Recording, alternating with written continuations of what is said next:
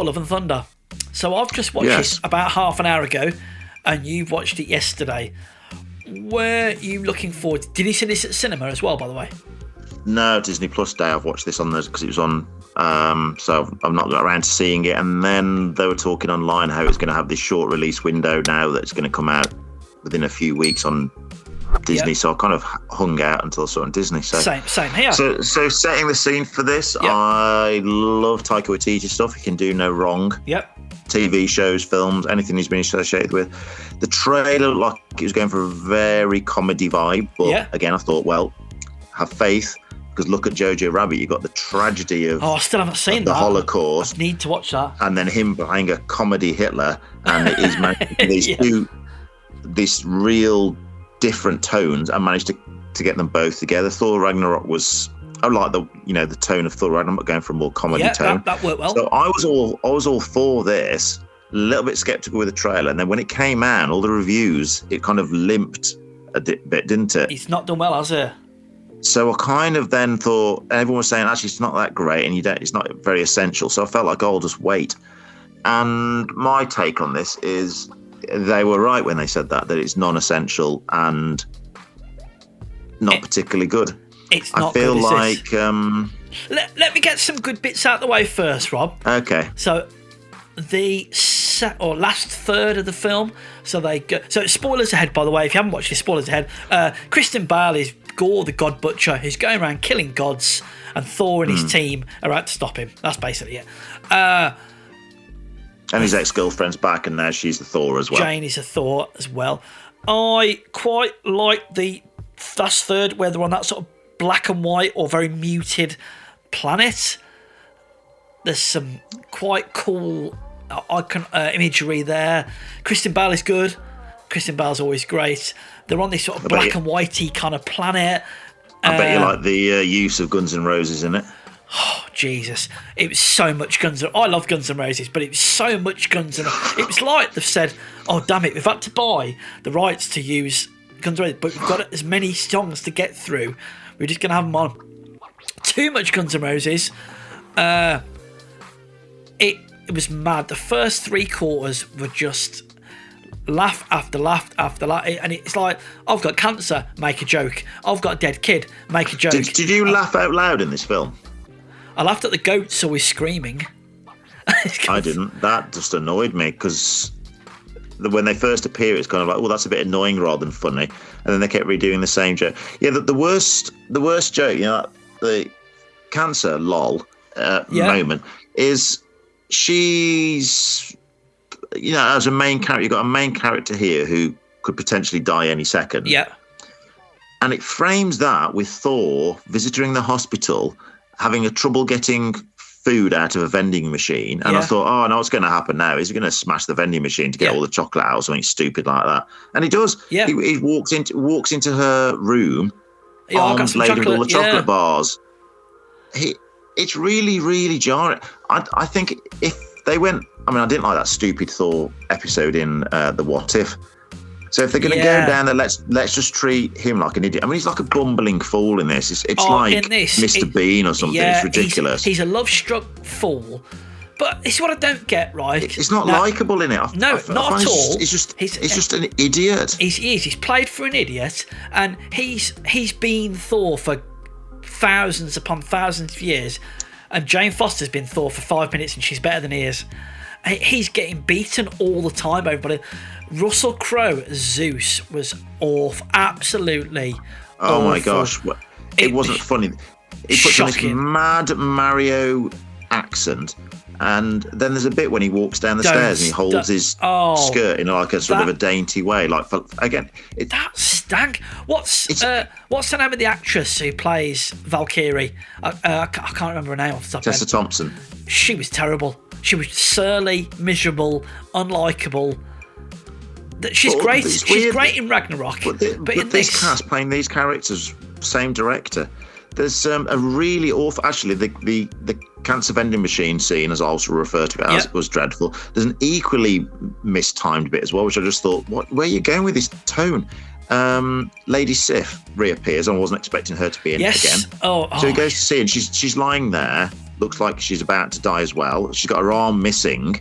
Yeah, and I was thinking, they brought Lady Sif back, and they're just gonna, show what a badass this bad guy is. That she's gonna die, and she says like, "Well, it was a brave fight, and at least I'll now go to Valhalla." And he goes, "No, sorry, you have to die in battle to get to Valhalla." Oh, really? And it's like completely insensitive, and it's just played for laughs, like a sketch comedy show thing.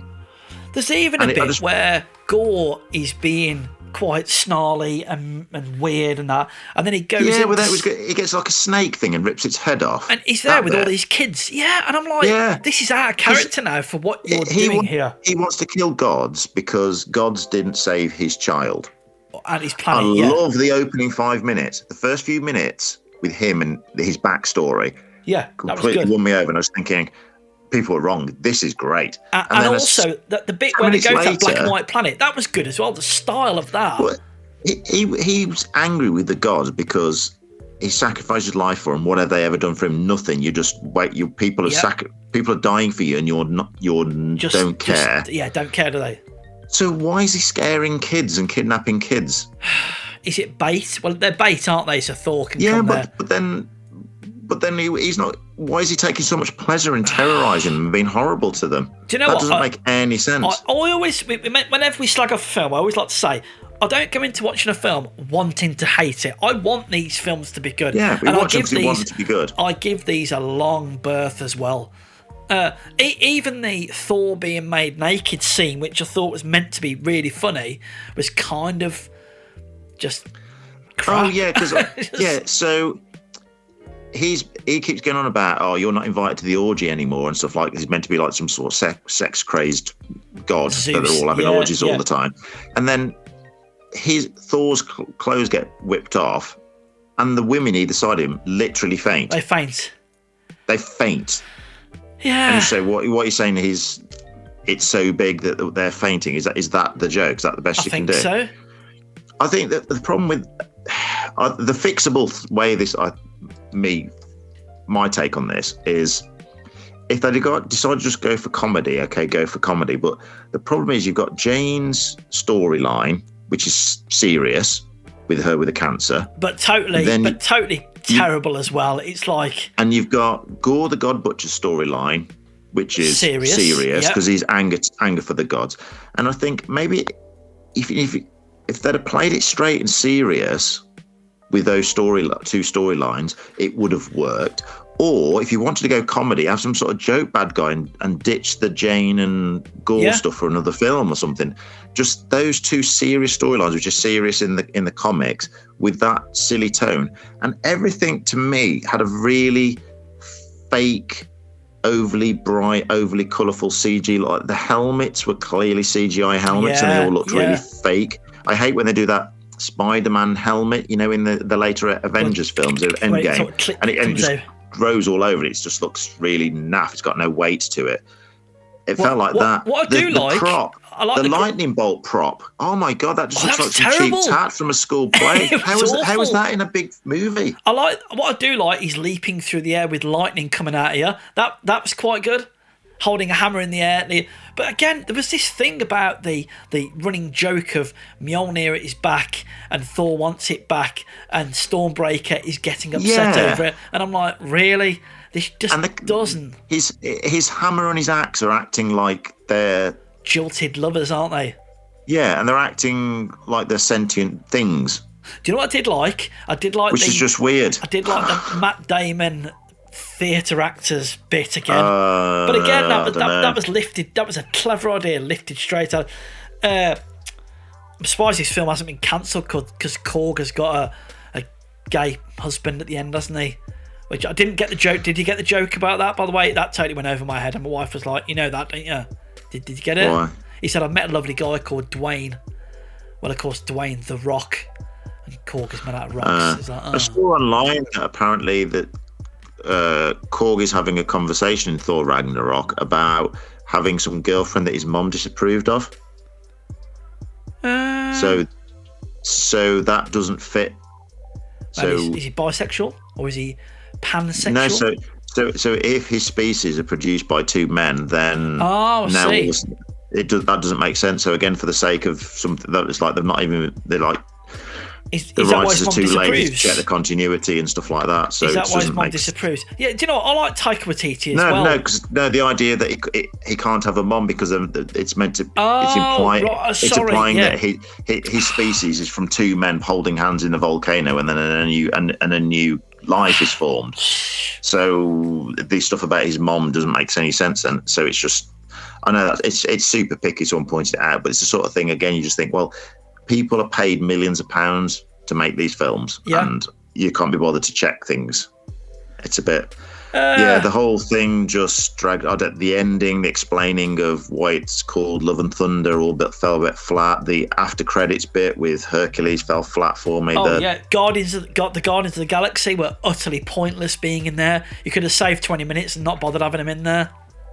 Yeah, because even that bit there, where they just look a bit bored, and he's again making lame jokes. And there's that bit at the start where I just thought, where they're starting a conversation, and I just thought the building's going to fall down now. The building, he's trashed the building, and it's going to fall down, and it does. And it's just like, oh, these are so obvious. There's a these bit where jokes he's having a fight with some aliens on motorbikes, and he does like a giant. So it's like someone said, "Oh, I know. Imagine Thor doing splits to hold two cars." And then, oh my god, that bit! Remember when Van Damme spoofed himself, and he had that thing when he's doing the kicks, isn't he, with his mullet hair? Yeah, that was between always two trucks or something like that. Yeah.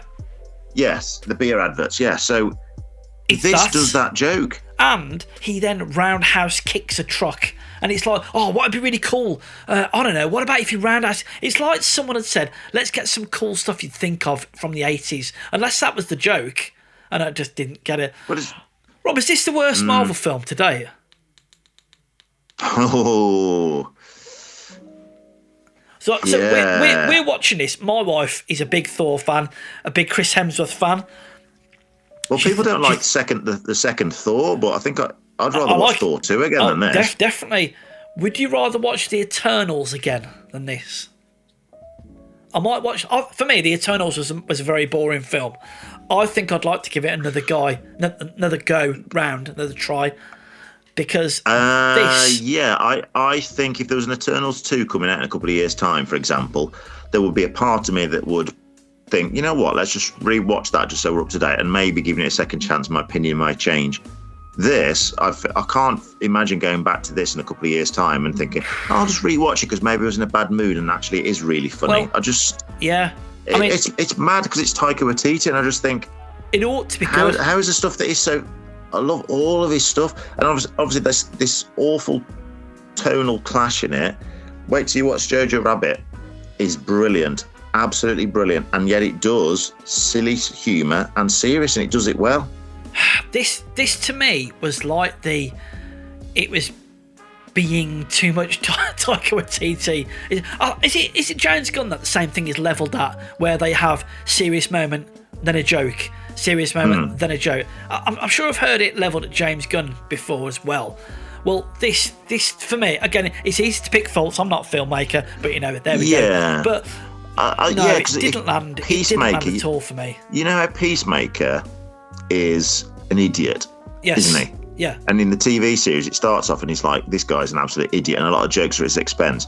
And then there's moments in the Peacemaker TV series that are quite heartbreaking. Stuff to do with his family, and it's almost like it slows itself down in a few moments. Oh, there's that bit when John Cena's playing the piano. Yeah. There's moments in it which are so lovely and get you back on the character side, and you realise why he's acting like this. It's a big front. But there's nothing like that with this Thor. He's just acting an idiot all the way through. He's unlikable. Here's something. Look, we totally get it. We're talking about superheroes and sci-fi and all that, right?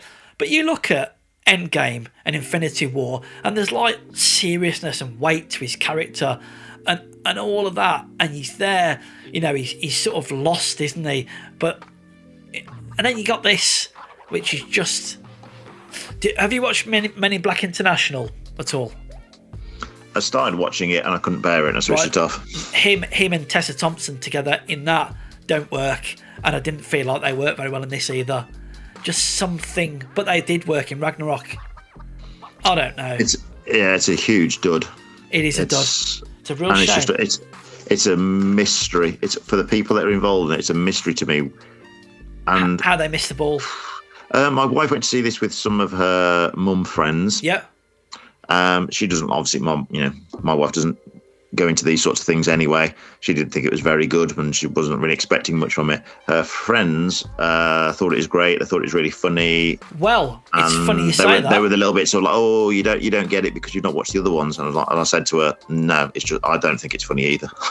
No, it's funny you say that because I had a friend say to me at this weekend, "Oh, I've watched new Thor yet." Yes, I have. Sorry, no, I haven't. She said it's brilliant. She said the reviews say it's crap, but actually it's really funny. And I'm like, okay, but she's not really into super. She's like a low level. You said about we don't go into things to hate because I feel like we're really slagging this off. We are slagging it off. I didn't sit there on my pen and notebook with folded my arms and gone right. Let's see all the things. Let's see all the things you've done wrong. And it's not. I sat on that first few minutes. I was thinking, it was winning me over. That opening scenes with God, Thor. What's his name? Gore, the God Butcher. Butcher. That's it. But then it was just. I was thinking. It's basically I'm watching an hour and a half, 2 hours. I'm watching a comedy, and I've not laughed once. Yeah. So, pants.